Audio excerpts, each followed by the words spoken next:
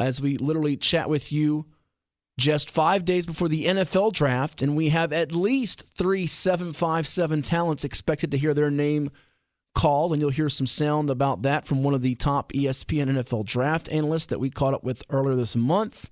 We're still efforting one of those local young men as well, trying to either finalize a Zoom to play some of that with you on this show or have him on the program live. Don't think it's going to work out today, but maybe we'll get him on after he is drafted in the weeks to come. And then next Saturday will be State Football Championship Saturday in May. Never thought I'd see it. On the day of the Kentucky Derby.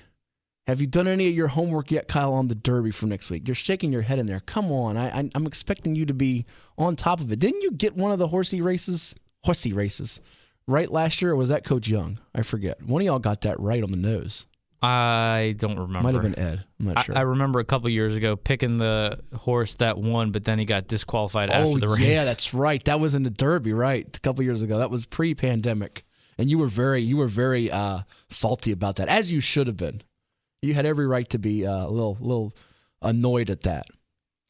So a lot to go with you, and we don't have you know what I said last week was the final scoreboard. Let's just ring it up for an abbreviated, because I just got a few scores to read you. One in high school football in the state semis. There you go. The very little subtle, quiet, almost the golf style of the football. Get revved up ESPN primetime version there for you. We have a couple of scores to tell you about when it comes to high school football. And then we had a couple local teams in other state championships. You know, not only do you have high school football with fall championships in this abbreviated season, but you have some other sports across the VHSL's calendar, if you will, and they include the likes of volleyball and field hockey. So let me just read off a couple of them to you here while I've got it. Last night in high school football, I know Kyle was locked into this one on the NFHS Network. What did you think of that Galax-Holston game last night, Kyle? Did you love every minute of that? It was great. You were rubbed up into it. You couldn't tell me who won the game, could you? If I gave you $100. Actually, you might. It's a 50-50 shot. I mean, if you can guess, you get right. Who do you think won the game? Who do you think? Galax or Holston? Who you got? Galax. There you go. Attaboy. So you got it done. It wasn't that hard. Galax did win. The Maroon Tide 27-6 over the Holston Cavaliers out there in Damascus. We did have Bob Lanham, who called in the show a couple weeks ago. He made the 5-hour trip to that game, took photographs, and he's actually going to West Point Riverheads later on today. And we'll tell you about a couple of the special guests here coming on the program in just a few moments. So Galax awaits the winner of Riverheads West Point. They will travel to whoever wins that game next Saturday. And by the way, everybody from Region A, Region B, that state semifinal, no matter what happens, the winner of that game will host next week's state championship against the winner of the state semi featuring the Region C and Region D champions. So should the 5 teams from the Tidewater area that are in action today, we'll tell you about those matchups in just a bit with Oscar Smith and Maury and Lake Taylor, Lafayette, and Poquoson. If they all are to win, or any of them are to win, they'll be playing on home soil next week in the state football championship. Unusual because we've had state championships in years past at such places as University of Virginia, Virginia Tech, Hampton University, Liberty University. I've been at all those different venues, all neat and unique in their own circumstances, but they'll be on high school fields this year. And there will be tickets allowed. Just for those wondering, well, I've got it up in front of me. The VHSL, although it's pretty much sold out across the board today, they're doing a 500 ticket limit per event for the state semis and finals through their partner GoFan. And basically each school gets an access code for 250 tickets. Any unclaimed tickets go on sale to the general public. So they're pretty much all done across the board. And that will be the same case for next week. And I think they'll go on sale to the general public for the state championship games next Wednesday at 5 o'clock. So if you're not related, you're not a family member, it's going to be hard for you to get to those games. So your best bet is to subscribe and watch on the NFHS network should you want to check it out. Not my call. I know the governor is opening things back up, in a sense, to 50% capacity, if you will, come, I think that's May the 15th, somewhere around there in the middle of May. But, it's a little bit unfortunate because I know people like to have had full houses for some of these great matchups today in VHSL high school football playoff action. It is 757 Saturday Sports Talk, powered by Larry King Law here on ESPN Radio 94.1. I got to give a little shout out to Poquoson. Not only is their football team in action, in the state semis today, and we'll chat about that with one of our guests. But their field hockey program, first state title. Congrats to them. The Bull Islander ladies, they got it done. 2-1 overtime thriller over tab at Poquoson Middle School last night. Avery Jackson, shout out to her, game-winning goal for Poquoson. As their state champs, they're going to try to get 2 more wins in football to bring home a state championship in that sport. Girls volleyball, Kellum and Grafton both came up short. TC Williams took the Class 6 crown over Kellum 3-2. Tough break for the ladies from Kellum High in Virginia Beach. And strong senior group for them. They were trying to repeat after winning it in the fall of 2019. And in Class 4, Louisa, Blank and Grafton, who had a great year, 3-0. Class 3, by the way, we do have some listeners up there in the New Kent area. It was Rustburg taking its first state championship since 1992 to blank New Kent 3-0. We got some more scores. They're not all high school football or high school sports related because how about ODU baseball? They're doing unbelievable work. Great stuff over there. We had Chris Finwood on several weeks back here on ESPN Radio 94.1. A highly anticipated top 20 Conference USA matchup. The number 20 ranked ODU baseball team split its doubleheader on Friday night at Hayes Stadium. They were beaten 5-4 to start the day, but they responded with a 9-5 win over Charlotte yesterday. So ODU now 28-8 overall, 14-4 in Conference USA. Great outing from Bryce McGowan for Charlotte. But I tell you what, ODU was able to hang in there and get a second win on the double dip there. So they will have another matchup coming up tomorrow at 1 o'clock to finish up that series in Conference USA College Baseball. And I don't know if you saw it last night, but the Minnesota Twins were in action. You say, why do we care in a 7-5-7? We don't have a lot of Twins fans. Well, Jake Cave of Kecoughtan High School in Hampton hit a home run. He went yard with a dinger for the Twins last night. Almost a no-hitter there for Mr. Happ, J.A. Happ, as the Twins got it done against the Pittsburgh Pirates, getting the win there. So J.A. Happ took a no-hitter into the 7th inning there. Actually took it into the 8th inning, rather. And Minnesota got the job done 2-0 over Pittsburgh. So that'll round up the abbreviated scoreboard. And by the way, how about this neat little baseball nugget, Kyle? 22 years after Fernando Tatis Sr. hit 2 grand slams for the St. Louis Cardinals at Dodger Stadium, it was Fernando Tatis Jr. going deep twice last night off Clayton Kershaw in the same game at Chavez Ravine, as the Padres now have won more of their head-to-head matchups against the Dodgers. It is only like 20 games into the season, if that, and it's a long marathon for baseball, but gives the San Diego fans something to be juiced up about, considering they thought Tatis was going to be out for the year about a week or two ago. Yeah, big game on the it still stands the only time someone's ever hit 2 grand slams in one inning. Inning. You know who he hit that off of, by the way? I don't remember. I remember it was when he was on the Cardinals. He was supposed to be good. Chan-Ho Park. Oh, wow. Yeah. Did not realize that. Chan-Ho Park. So that was a little bit of a note there on the baseball side of things. I mentioned some news when it comes to college football, and that has to do with Norfolk State University. They announced the hiring of Dawson Odoms from Southern University on Wednesday this week. And interesting, Dawson Odoms was not the name we had mentioned on this show last week. We kind of thought, just from some of the direction things were kind of going, that it might be one of their assistants, B.T. Sherman possibly Kermit Buggs, who was once on the Old Dominion staff, also on the staff at Penn State University back when Joe Pa, the legendary Joe Paterno, was there.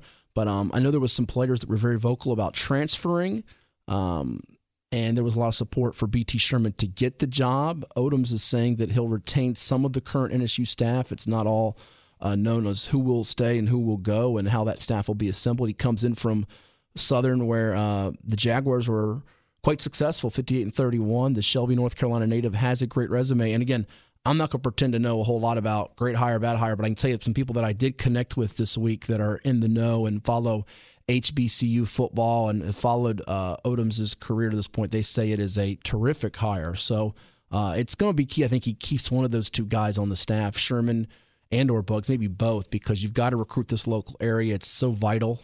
Even at the FCS level, yeah, they're not picking from the same players that say Old Dominion, who's FBS, right down the road, or even your Power 5 programs in state from the ACC like Virginia Tech and UVA get. But right now in April, everybody's transferring. I'm not going to say that like everybody's transferring, but there are so many transfers. It's way more prevalent in college basketball right now than college football.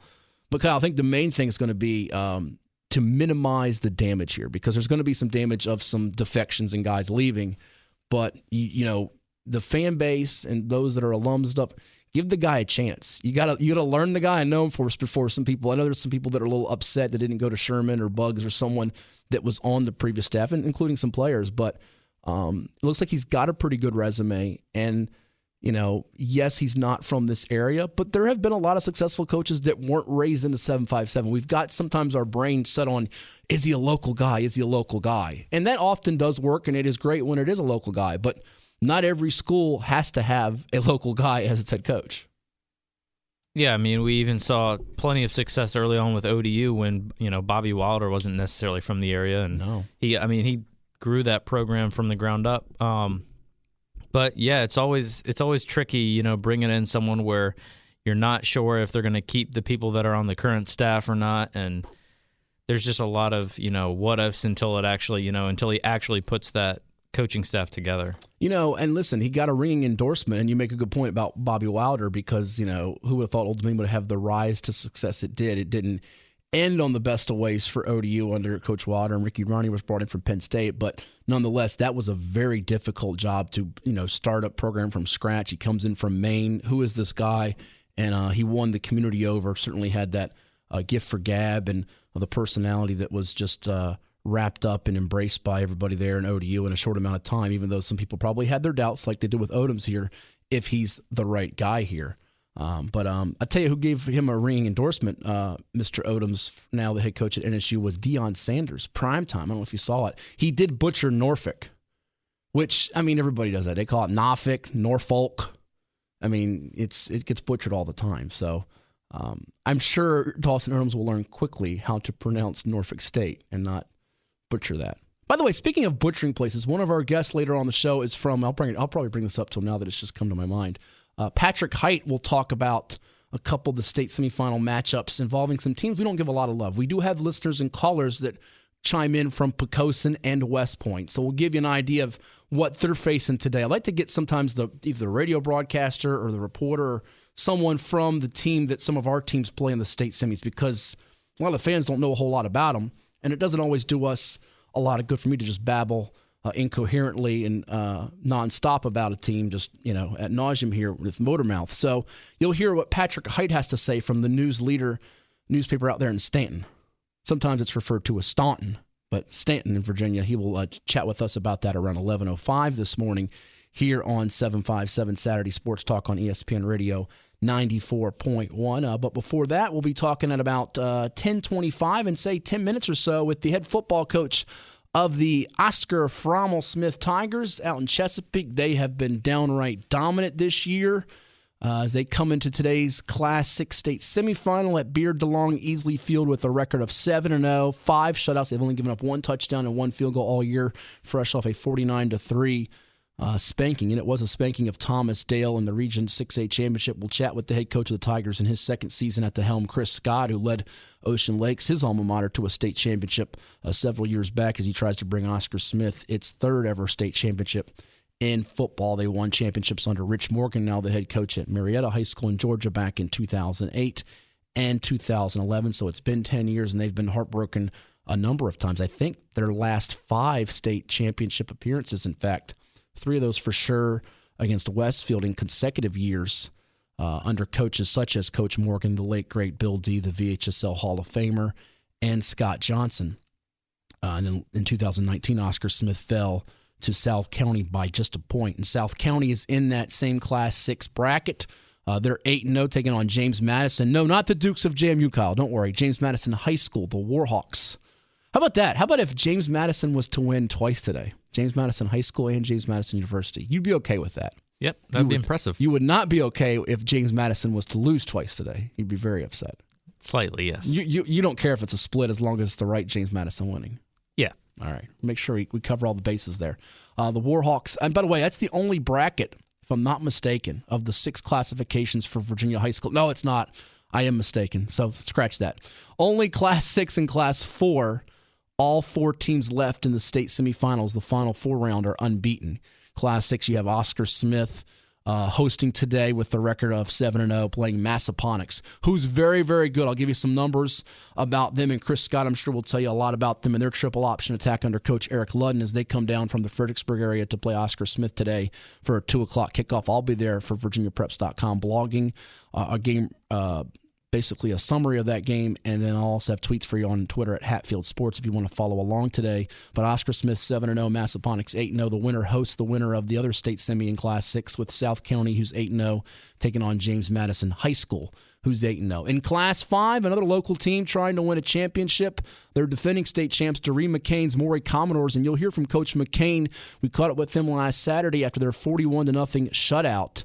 A surprise shellacking to some. I thought it'd be a much closer game, and I was wrong. I did think Maury would win, but not by the dominant margin that it did, 41-0 over Deep Creek. And so you'll hear from what Coach Doreen McCain had to say after that win. His Commodores at Powhatan Field today in Norfolk for a 2 o'clock kickoff, taking on Highland Springs, who was 7-0, and trying to get a little bit of payback against Highland Springs because it was the Springers who, prior to their loss to Verina in the 2019 postseason, had won 4 consecutive state championships, which shares a record in VHSL history with Hampton and Phoebus and Riverheads. They beat Maury rather handily, did Highland Springs back in 2018 in the state semis by a margin of 71-28, a running clock score.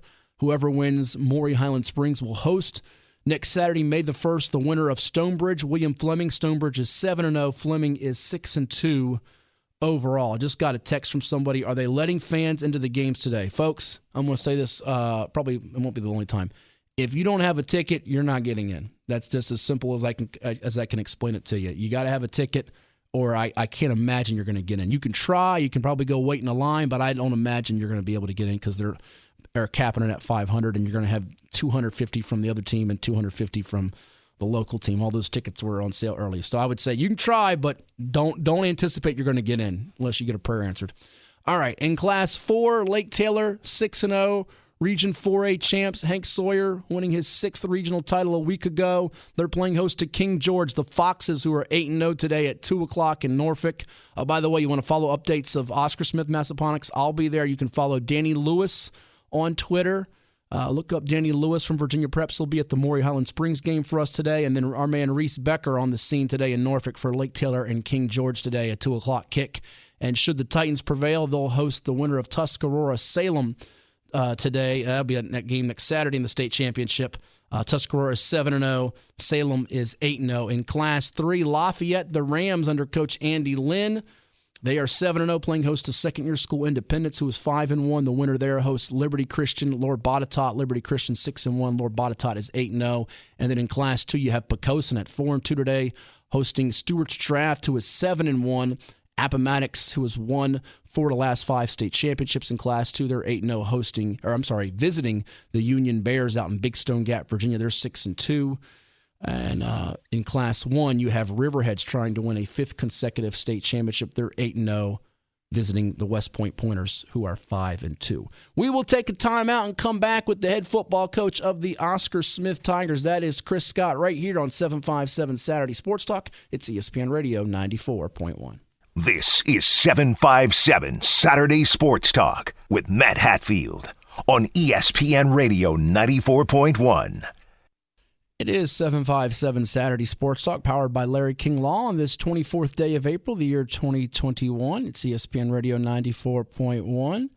Matt Hatfield here with you. At this time, we're joined by a special guest who once played on the football field for the Ocean Lakes Dolphins, who he led to its first ever state football championship as a head coach in 2014. This guy also played at Hampton-Sydney, and now the head man at Oscar Smith High School in Chesapeake. He led them to a 13-2 record and an appearance in the state championship game 2 Decembers ago, another regional championship for them. And his squad, all they've done is outscore opponents by a whopping margin of 380-9. That's literally a per-game average of 54-1.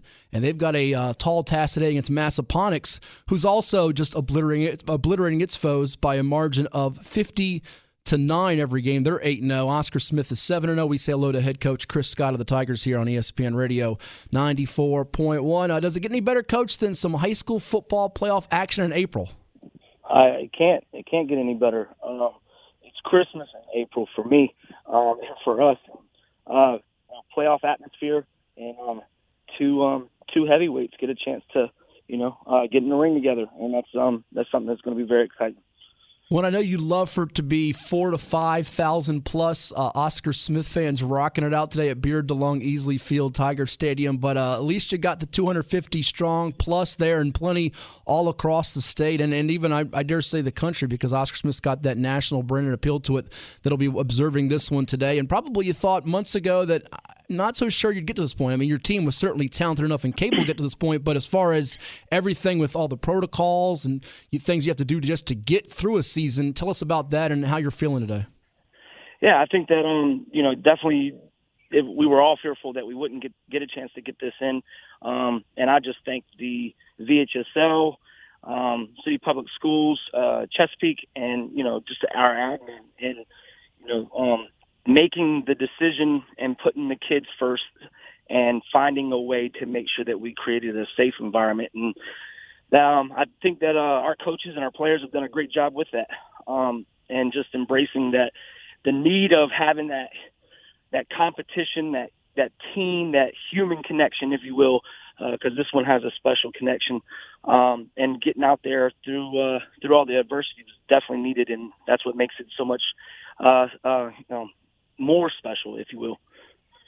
Well, ordinarily, Oscar Smith fans and high school football fans across the 757 and beyond are used to seeing the Tigers in this round play Colonial Forge. We know what a good program they have, but one of the teams that beat Colonial Forge this year was this Massaponax team you faced today, and of course, they both play in the Commonwealth District, but looking at some of the numbers here, Coach, and I've watched a little bit of them online on the NFHS Network, I'm sure not as much as you have in diving into the film in depth. I mean, just some outrageous stats, much like you guys with the defense that ranks with some of the best we've ever seen here, and also an high-powered, unstoppable offense. Massaponax comes into this game, like I mentioned, over 50 points per game. They rush for 344 yards a game, more than 5 touchdown runs a game. Their top 6 rushers average nearly 6 yards a carry. And, oh, by the way, the defense has only given up 141 yards a game, just 7 yards per pass, under 3 yards per run. And their quarterback, you say, well, make him throw. He's going to Navy, and he has no interceptions, almost 600 yards passing and 7 touchdowns. So what do you see from this team besides they're very good in every box that you check?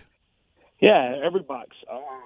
They, three-headed monster, if you will, because with those offensive and defensive stats, you could definitely go ahead and throw in some quite impressive special team stats as well.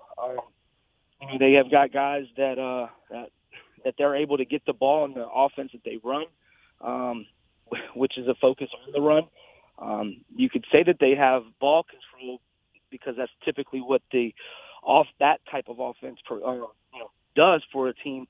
But they've got big time guys that can run it and have home run hitters, if you will. And they're disciplined. They're disciplined in their approach, and they're fast and physical on defense.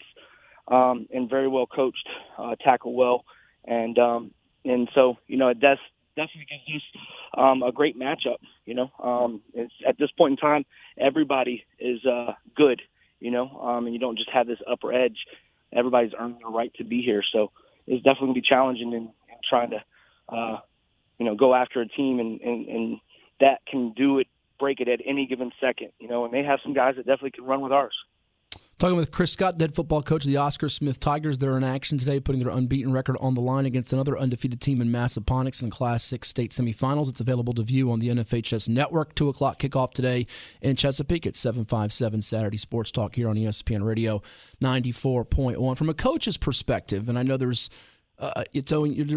unique set of challenges for anything that you defend, but is it tougher to play against a triple option like Massaponax runs, or a team that's wide open and spread and does an abbreviated season like this where you don't have 15 games or a 10-game regular season? Does that alter some of that preparation and the way you go about it? Yeah, definitely. I think that the fact that we get them later in the season, helps us in regards to just us having our base in and then being able to make some adjustments. But having an abbreviated season and not being able to have, we lose a little bit of preparation, if you will, when we would talk about being in this game. It would be, 14 weeks, nearly almost 18, 19 counting the preseason, So, but they do offer challenges and to make sure that we're disciplined. I mean, I think there's not a secret that Oscar Smith is big, strong, fast, athletic, and that's been, year in and year out. And now going against a team that has some good size at their skill positions, they have fast linemen, and they have guys again that can break it, but they're going to make us be disciplined. And so today we get a chance to add that to our what we're known for in regards to speed, athleticism. I think in regards to comparing it to the spread offense, we kind of spread it out, and I think that if you look up and you just see Jones on the score sheet, you don't know if that's Amonte, you don't know if that's Cole Jones, and when you're in the backfield, you don't know if that's Coville or if that's King. There's some weapons, and we've done some things with unbalanced formations and some screens, and then getting the ball down the field that tried to go ahead and do exactly what you talked about, being that it's a short season, and trying to get teams to have to prepare for empty formations, closed formations, and certain motions, because from a coach to coach, that's hard to prepare for when you haven't had the chance to get maybe all of those checks in, Sure. in a regular season. Well, and not only do you have Cole Jones and Amonte Jones on offense catching passes, I think they both have had a 3-touchdown game here in the last month or so, but you got a guy on defense, and we could highlight so many different players here that have contributed mightily to your success at this point, but one that stands out to me from watching your game against Deep Creek in person is Caleb Jones on the defensive line. Larry Rabama from the Pilot did a great story highlighting what he's had to deal with, the off-the-field adversity, losing his father, the battle of COVID there, but we wrote this week in our preview, Coach, that he's probably the front runner in our eyes for state defensive player of the year in Class 6. Tell us what he's meant to your team, A, and B, how pivotal his role is going to be against this triple option of Massaponax. Yeah, I mean, he's just, when you coach for a while, you try to find guys that you could compare him to, and I was lucky enough to be able to coach Derek Nottie, and I compare him so much to Derek in a lot of ways because he anchors our defense in the middle. He demands double teams, and he beats double teams, and he sets that line of scrimmage in the backfield. So I think that's going to definitely, hopefully, be instrumental for us this week with the quarterback underneath center. He's just a great person as well as a great player. I mean, he's a leader for us. He's a 3.9 GPA. So he's just so well-rounded, and he's fast and he's physical and great energy. So, we're definitely going to lean on him a lot. I think that he's definitely had a great year to be one of the best in the state. And then, hopefully he'll be the best in the state today as well. Offensively, you guys are no slouch, as we mentioned, with the Joneses there, a trio of backs, and Devontae Cooper, Kevon King, Tyvon Norfleet, who all can go for 100 yards in the blink of an eye. And then your quarterback, Ethan Vasco, the junior. Tell us about kind of his growth and transformation. And we saw it in that state semifinal against Colonial Forge last season. I was going to say last year, but it was more than a year ago. And then earlier this year, a play that sticks out to me, you're playing your rival Indian River. It's 4th and 24, and this guy takes off 66 yards for a touchdown. So I think his mobility at times gets underrated. And in a game like this, you never know if it's tight to the end. That can be a key factor, can it not? I agree 100%. They got a great leader over there at quarterback that definitely uses his legs to get around. And we have one that he can take one at any given second, the distance, and love how he gets after it. I mean, he can get downfield. He loves racing the guys after practice to see who's the fastest, and so he definitely loves showcasing the athleticism. He probably what makes him such a dual threat quarterback is he's probably the best quarterback that I've had a chance to coach. Coach Thurman has done a great job of coaching him to use his athleticism and get out on the perimeter and then make plays and throws down the field, just kind of like he talked about Colonial Forge last year. And then he's just made some stuff or some plays on the run where he can obviously utilize that arm, get the ball to some other playmakers or take off with his legs. So that's going to be pivotal today. You know, we got to, you know, empty our pockets, empty everything, and make sure that it's all out on the table, you know, and that's what we're going to have to do.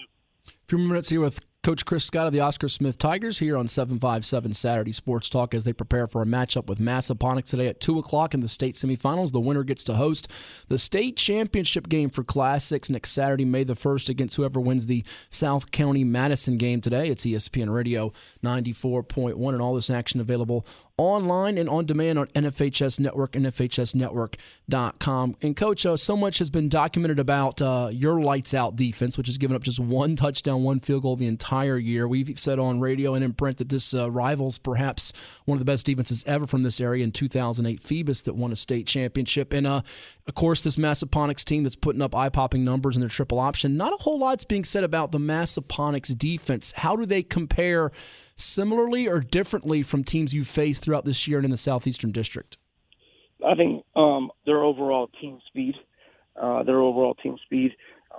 is, you know, they play an odd front, and they use their speed in regards to moving people around and giving a couple different surface looks. So I think they do a great job of utilizing their personnel, and then they have guys like they'll throw their quarterback in.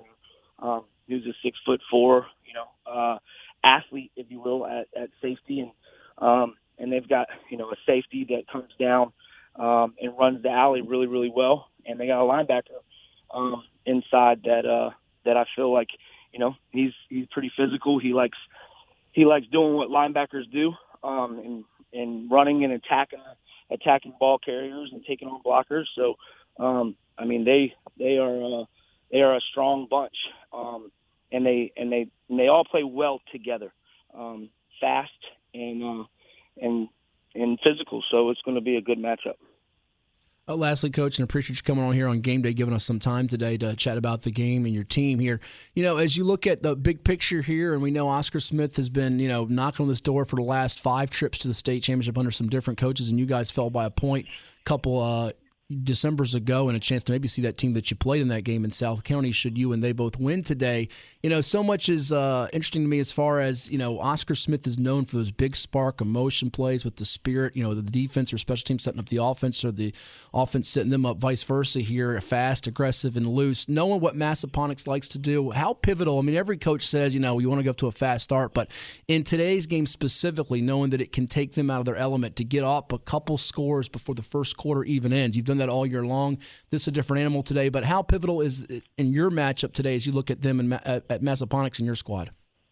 Yeah, I think that managing, you know, pressure and applying it, but you know, you try to use your coach's cliches of, you know, be comfortable while uncomfortable or in uncomfortable situations, and but these guys here at Smith, these young men have been waiting for this for 12, 13, 14 years, really, in some cases, because these guys have, you know, fell out of the womb together onto the football field, to be honest with you. And I think that those spirit plays are going to be pivotal, but also being able to manage it, understanding that, you know, if you want to have that ring, so to speak, as everyone says, ring chasing, you know, pressure, the only way you get diamonds are with pressure, and that's, I think we want to go looking for it. We want to go find that, to find out who we really are and how great we really can be.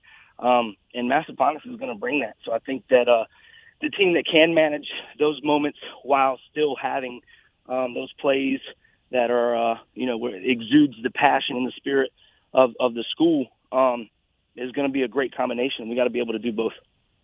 Tigers of Oscar Smith taking on Massaponax today in Chesapeake at 2 o'clock kickoff. 2 unbeatens collide in the Class 6 state semifinals. Always a pleasure, my friend. I'll see you over there in a few hours, and best of luck today. All right. I appreciate it. Thank you. That is Coach Chris Scott of Oscar Smith High School joining us here on 757 Saturday Sports Talk as his Tigers try to complete their quest for a state championship in the program's third in its storied history here in high school football. It's amazing what they've done there, from Rich Morgan to the late, great Bill D. and Scott Johnson, and now Chris Scott continuing on the tradition there as they are one of the premier programs in all of Virginia. Amazing to think they've won or been in the regional championship every game every year, not every game, every year since 2004. I think they've won 10 regional titles since 2007, if memory serves me right. So remarkable the amount of success and sustained success they've had over there at Oscar Smith High School. One of 5 local teams from Hampton Roads in action today in state semifinals, along with Maury from Norfolk, Lake Taylor from Norfolk, 2 programs that won the state championship back in 2019. You also have Lafayette out of Williamsburg and Poquoson. Lafayette in Class 3 and Poquoson in Class 2. We'll take a time out and come back with more here on 757 Saturday Sports Talk, including Doree McCain's thoughts after his team's win over Deep Creek last week, and a look ahead to Highland Springs. It's coming your way right here on your home for sports. Pro, college, local, high school. We have you covered on ESPN Radio 94.1.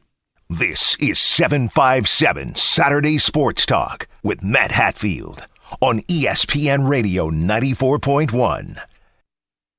Who? Oh, we're back. 757 Saturday Sports Talk here on this 24th day of April, the final Saturday of April 2021.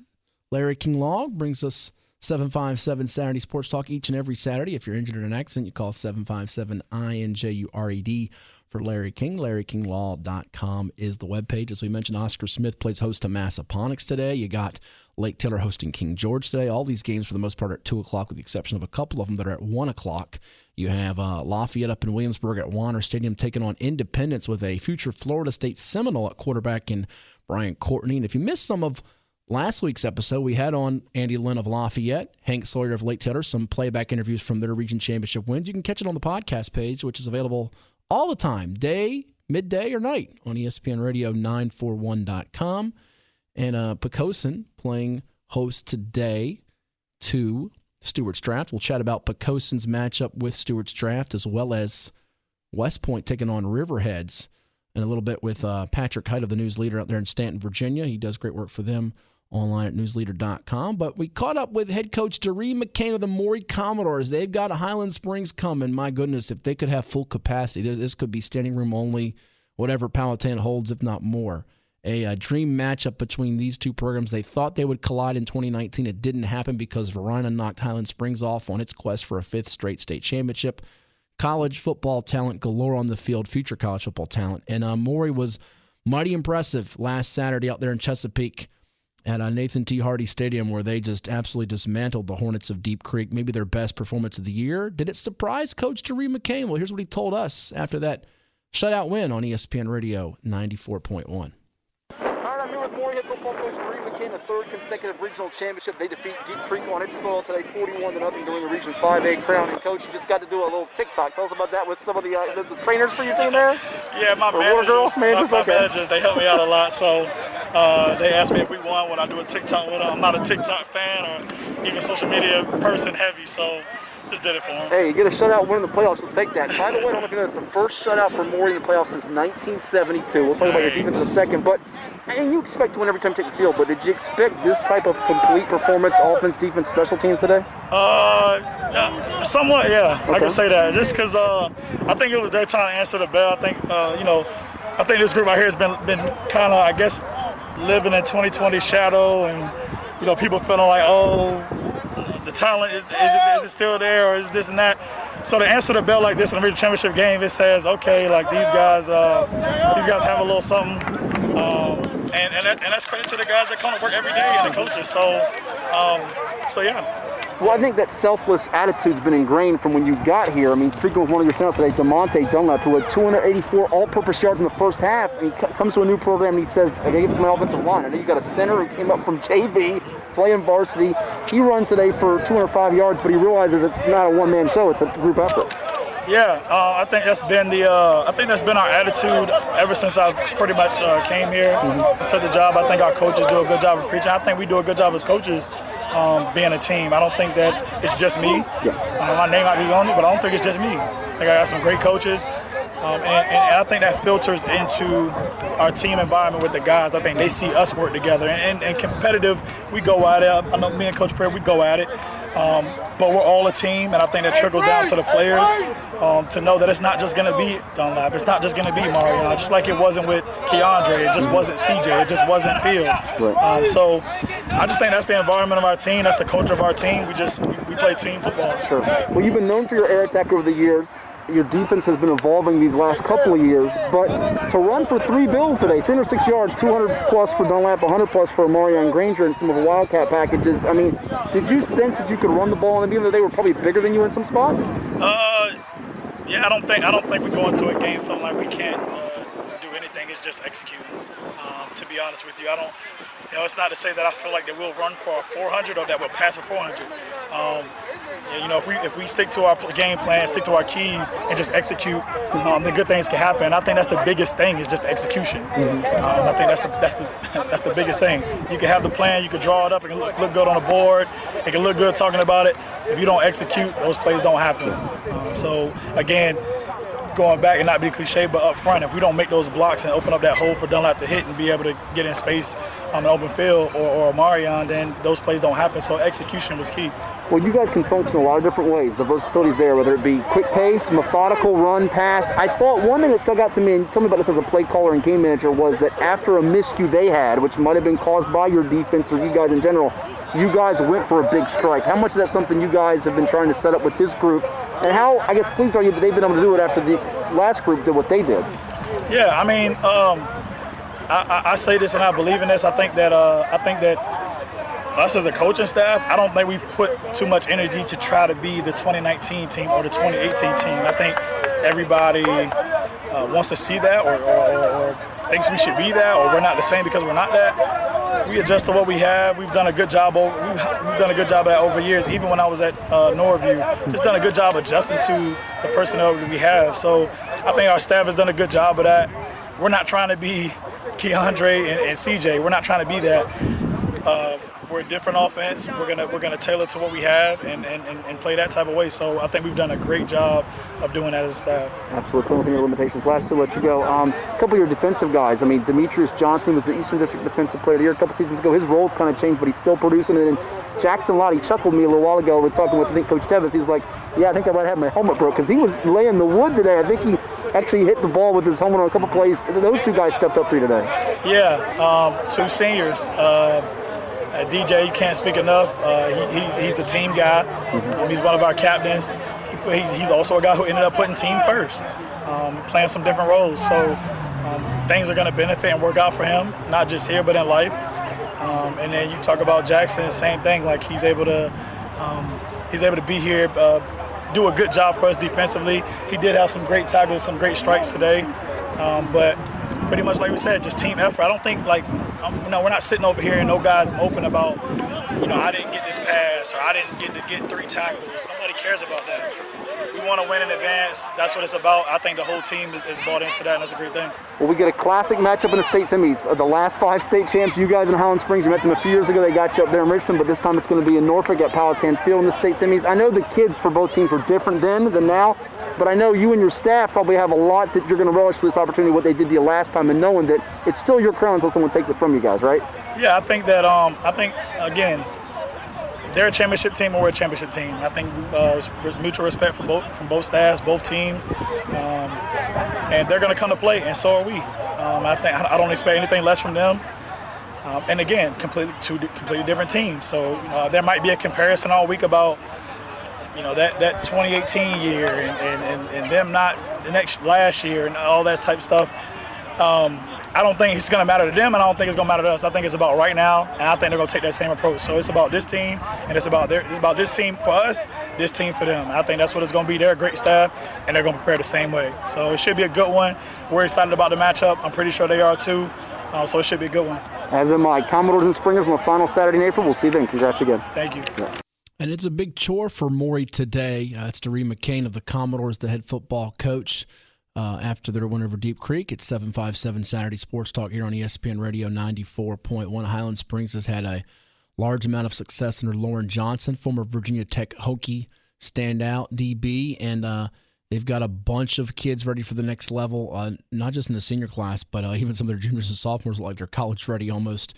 But Kelvin Gilliam, defensive lineman, who's going to Oklahoma to play in the Big 12. They have a defensive back who's also going to Oklahoma. You don't hardly ever see a player from Virginia go to Oklahoma, but they've got 2 of them, those Highland Springs, and Kelvin Gilliam on the D-line and Damond Harmon in the secondary, who's arguably as good as any defensive back in the state from the class of 2021, especially since Tony Grimes decided to enroll early at North Carolina and play last fall, the 5-star. Harmon is, to me, a 4-star plus. He's really, really good back there. And their running back, Jordan Jackson, is also quite effective, moves the chains for them. Their quarterback play has been a little bit spotty at times. As many good athletes as Highland Springs does possess, and they have a lot of them. I mean, they've sent some guys on to Clemson and Wake Forest, a guy in the NFL, Greg Dortch, Kevon Wallace. They have 14 different guys who have caught a pass this season, but their 2 quarterbacks, Jawan Dent is completing just under 46% of his passes. He does have 5 interceptions to go with his 6 touchdowns, and then Khalil Nasser is completing nearly 63% of his passes, only 2 touchdowns. So that might be an area where you can get them. And oh, by the way, they also have a Boston College signee in the secondary to go with Harmon and Jamaray Bug Jones, who was their quarterback a couple seasons ago. So Highland Springs is certainly loaded for bear. They have a lot of weapons. And Maury, really a lot of people surprised at how they've gotten here with a lot of underclassmen contributing. DeMonte Dunlap was just impressive actually last Saturday with 200-plus yards in that game. It'll be tough for him to duplicate that against the Springers defense. But to me, the matchup to watch is going to be the Maury offensive line. If they can hold up against that Highland Springs defensive line, you'll see some of those playmakers get a chance to do some things in space like Dunlap and Granger for the Commodores. A great test for them as they try to win a second state championship under Coach Daree McCain, who I think is going to be destined one day, could be very soon, to coach at the college level. Maury fans don't want to hear that. They want to hold on to him as long as they can, but guy is very bright and has done a superb job over there at Maury High in Norfolk. By the way, just saw it a few moments ago from Brett McMurphy. Virginia has added a grad transfer from North Dakota State, Josh Hayes, who started 22 games at corner for the Bison. He'll have a year of eligibility remaining at UVA. So how about that? UVA getting a guy from North Dakota State. You're happy about that, Kyle, because that's one less cog in the arsenal for the Dukes if they are to run into North Dakota State in future years. And they're only a 7-point favorite today, are North Dakota State, the Bison against Eastern Washington. I might smell an upset there. By the way, they don't have Trey Lance, not playing this year, opted out. Going to be a top 10 pick, we do believe, in Thursday's NFL draft. They're crumbling. They're crumbling, disintegrating after that streak was snapped a few weeks back in late February. I wonder where Lance is going to go in the draft. People, you know what? Everybody's saying Mac Jones from Alabama is a surefire lock now at 3 to the Niners. Don't be shocked if the Niners pull a stunner and take the FCS guy 3rd overall. How about that opening some eyes on draft night? Somebody's due to trade up in the top 10 and take him if he slides past like 4. It always happens where some random person jumps up right at the very end. Sure. So that might be my one upset. I think Justin Fields is the second best quarterback, by the way, behind Trevor Lawrence in this draft. But doesn't sound like he's going to be the second quarterback taken. By the way, about your Dukes, you know what the line is for today's JMU VMI game? As I had a couple people text me this, want to know what the line is for JMU VMI today. I'll say minus 20. And you can't do the wagering in Virginia. You're close. It's 15.5. Opened up at 14.5 against the Keydets, and we'll probably bring this up with Coach Ed Young later on the show. We talked about all the Beach coaching changes last week, 4 of them. There's now 5 because this week Bill Stachelski, who we had on the show, we did a Zoom with him back in February to start the season off, and I correctly pegged that he would go unbeaten in the regular season, and he did. He joined the long list of coaches stepping down, as he's now going to be the golf coach at Cox High School in Virginia Beach. Leaving the football side of things. So he's the 5th coach in like a span of 34 days to say, I'm out of this. I'm done with this. So, yeah, go figure. Crazy.